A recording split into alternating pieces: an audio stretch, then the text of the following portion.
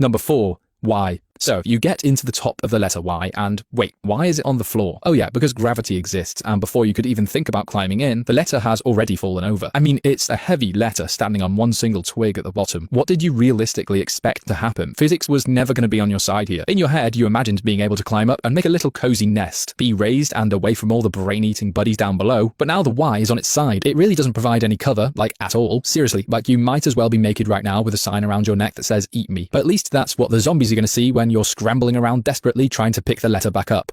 Number 3. G. Okay, so you found the letter G, and you thought you'd be so smart and try and bury this one halfway into the ground, exposed just enough so there's an opening at the top for you to crawl through into the inside of the letter, and for fresh oxygen to reach you. Yeah, you've learned your lesson from the Q incident. So you might think that's it. You've broke the survival secret, and you're going to outlive this silly little apocalypse. That is until one speck of dust makes you roleplay as a dad and forces you to let out the loudest sneeze ever. The sound travels up and out from the letter. The curved top of the G actually bounces the sound waves around and projects the sound even further. The zombies nearby obviously heard you, and now they're going to spend all night shoving their arms through the small opening, slowly picking at your legs as you try to get some sleep. But at least you might wake up a bit lighter because the literal chunk's missing from your legs. Number 2. U. The letter U. What do you think happens with this one? Obviously, you simply climb inside, and if you stay silent enough, sure, you might be fine. Zombies will walk past this one, but some will stick around, simply because they can still smell you as there's nothing covering the top. You're basically like a piece of dinner that's just sitting inside a pot, releasing lovely smells and making everything around it really hungry. And eventually, you're going to have to move because of those bad leg cramps you get. And you might have noticed that the letter U doesn't actually have a flat bottom. It's rather curved, actually, so naturally, the whole thing comes flying down and you tip over. The exposed top now happens to be the exposed side, and once that happens, well, it's game over and bon appetit to the zombies.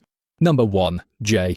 So obviously, J is the worst letter to bring along in a zombie apocalypse. The main thing you can really do with this one is just stand on top of it. But because of the rounded tail at the bottom, balancing on here is even harder than before. Yeah, all that training that you got on T will unfortunately not help you. You got to stay focused constantly and correct the tiniest movements. Like sure, you might get lucky with a few zombies walking past here and there, just because they're either too lazy or too dumb to look up. But it only takes one wrong bump and the whole thing tips over, you included. So yeah, use this video as reference for the letters you should absolutely not bring with you to a zombie apocalypse.